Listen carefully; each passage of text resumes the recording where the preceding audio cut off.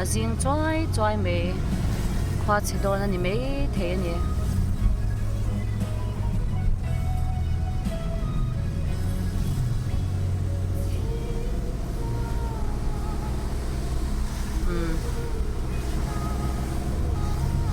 Kolasib panin kan chua kani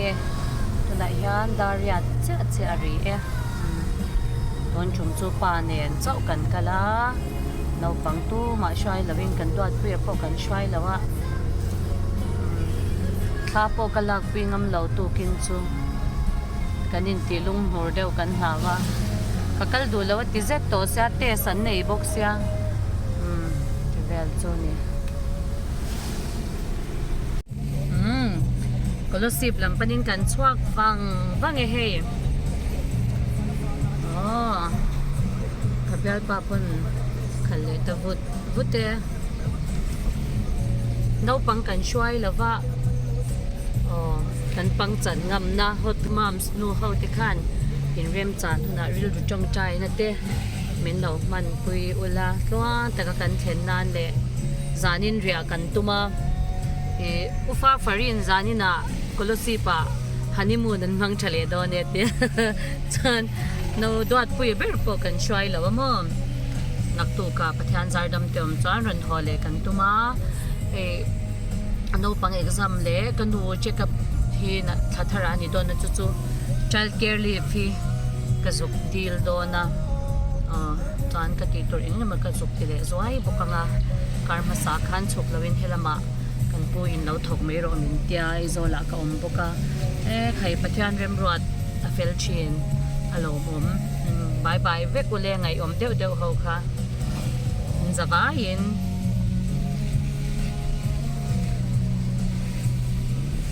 nui ro ka ti do lo nui don chang lo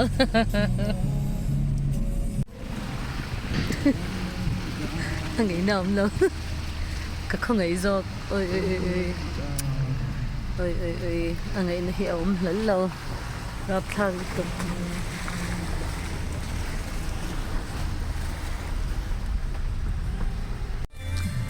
oi kong cha nuam ti to kinat lana heta zet thi chuan tan thei lo ni ta lo ngai na om lo oi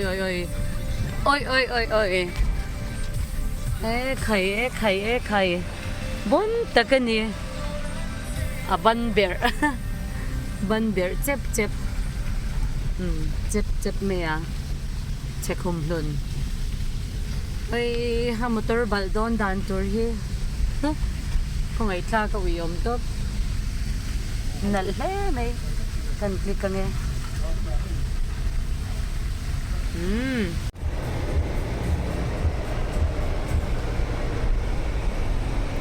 che tak lai kan lamhan lawa an lilu lai kan lamhan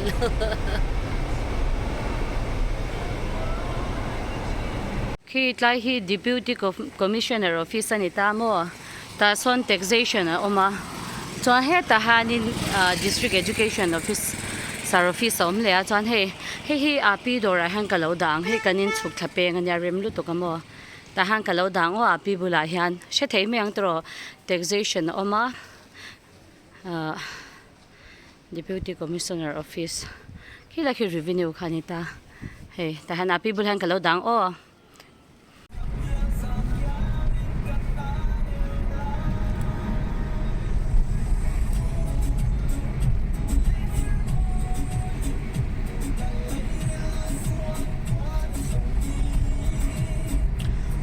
so me luang lia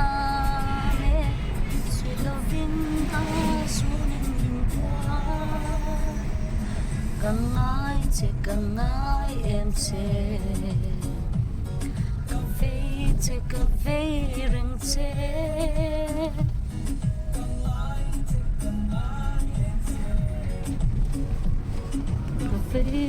cafe ring che oi ha ashing nal top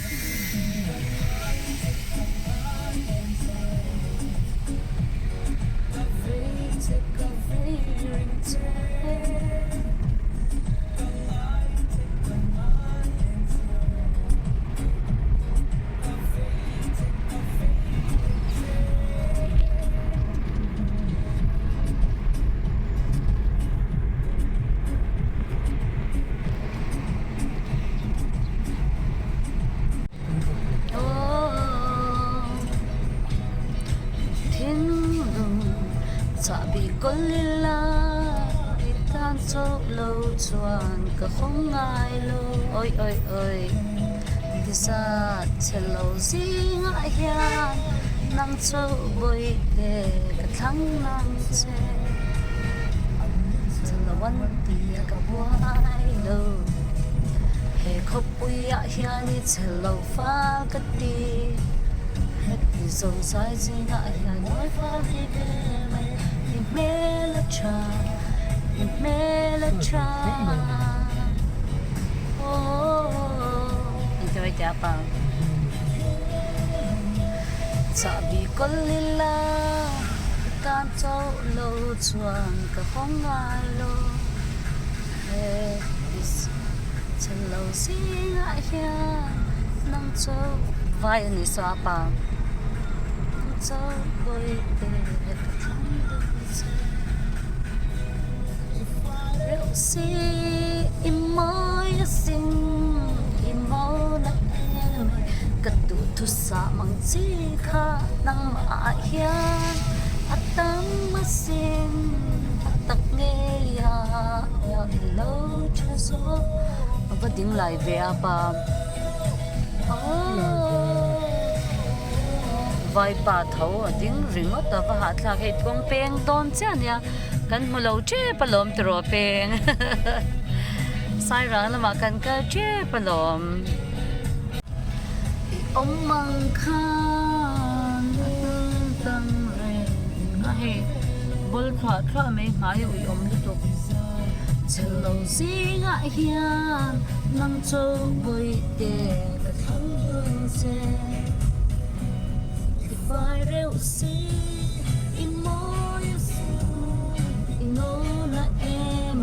katu tu sam chi kha nang ma ya a om masin ak tak me ya ya lo cha so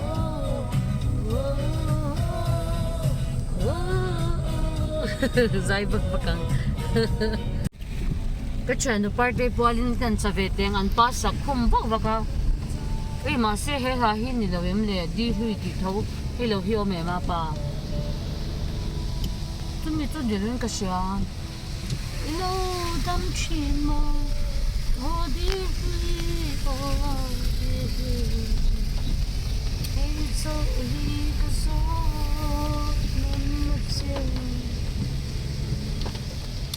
ko mai dia part che yo chon tui sen nu pui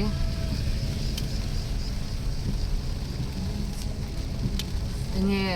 di lui ti la kan pa mania sakhum ba kan sakhum ve teng kan pai ka tia ma se he hin ni loving ka chele sia ba boy thak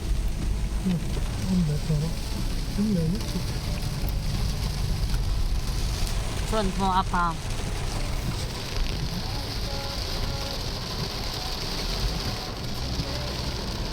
ngoi lo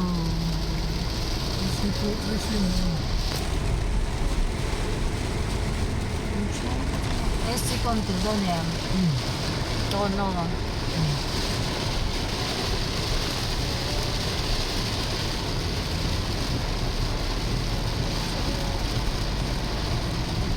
rasul kata tu tam lut tomorrow ka dai thi dilo apa kan tui lo kan ka kum te thani lang lo ma se bong kon kan thleng a jam lo hlawe traffic jam lo hlo min pa ngai tu ani ke ka tan ya lal pa acha ani rasul na sa ve ma rasul na sa tu ka kan hong a ma se pathian zarah dam takin e bong kon pe me kan ve nga lo ni le ta me avalo mom em ma se hi ka shere nem ko chi ning mong ai tu ani ke ka tan ya lal pa acha ani e afya thelo ka chan nu mi te dor he ta han em ke shop om no pang thom not lom lut tuk bong kon State Bank opposite ani chu MK shop khat lom top no pang thom no lo en ro lom tokin mi min lo peng cho kan van nai ve apa don no mala karin che olal pa karin che lam che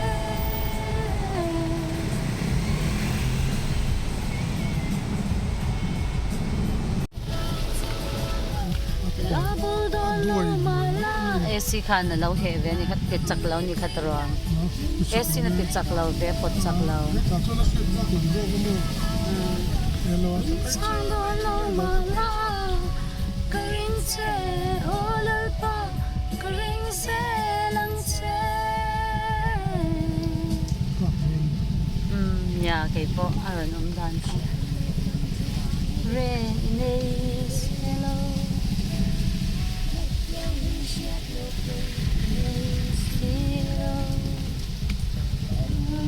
nar kat kong shoi tu nila itu song chulal pa kadu sela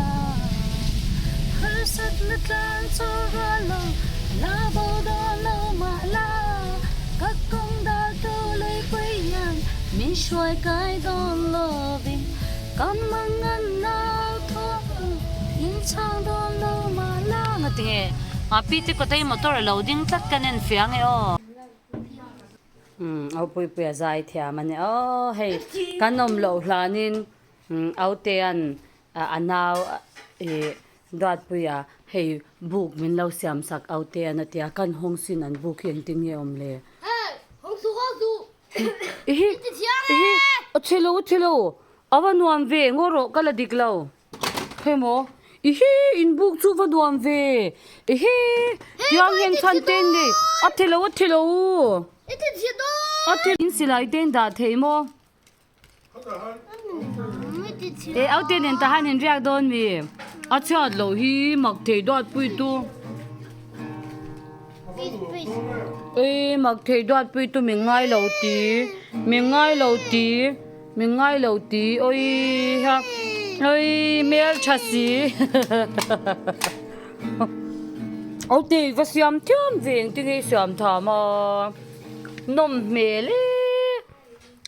anu le apam lo lang han ti khan dot pi hai lo siam sakamo van thiam em ki tu ro ni ai ni ma au ngam lawang hai pon be u lo khop mai ve e mo apa tahan rizai dalu don mo apan rizai ron da don di chu lena leishing nu bia lama za tua nin kalahan chola zai ve da au rot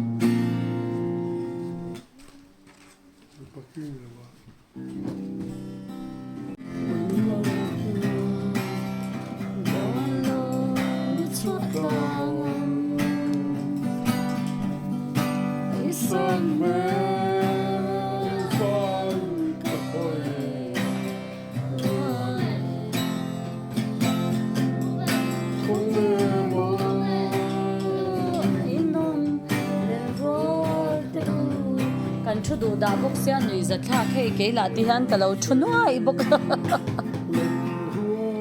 apa mal lang thui don tu ka hlia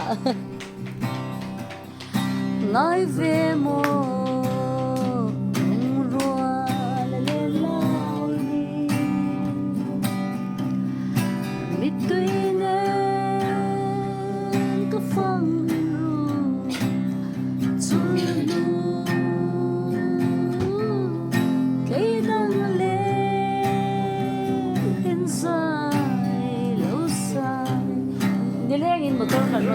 kan chau lo niang ko kan ngai zong leng hal ringot tom cái kỳ qua vậy nhỉ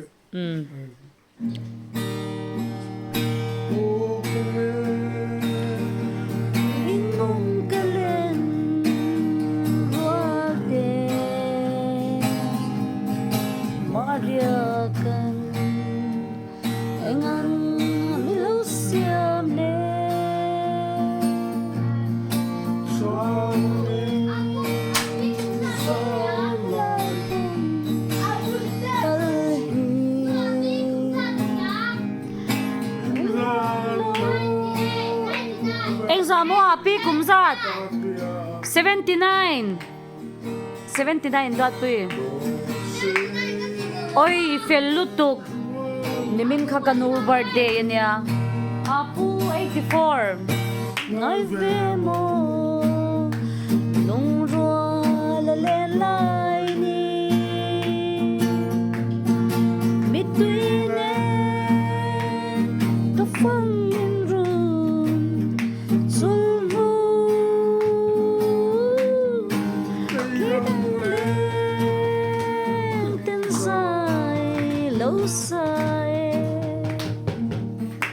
Nafanuan ve ngai kan sakleng nga pa. Ngai kan sakleng o.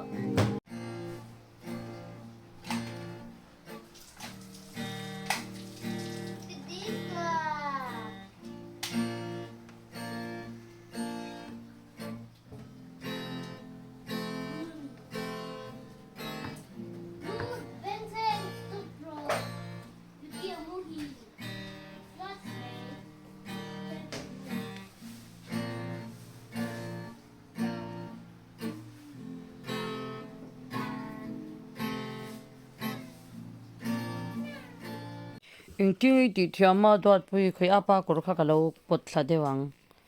oi ti khani mali charger mo apa kha ifan fel tak o I roll chow mi he I rop charger bokatro apa chu in ball fight to mo sursura oi hawan nuam don em ka dot pui he pui na lo rap bok awan nuam don take o apa chu arola re vek don di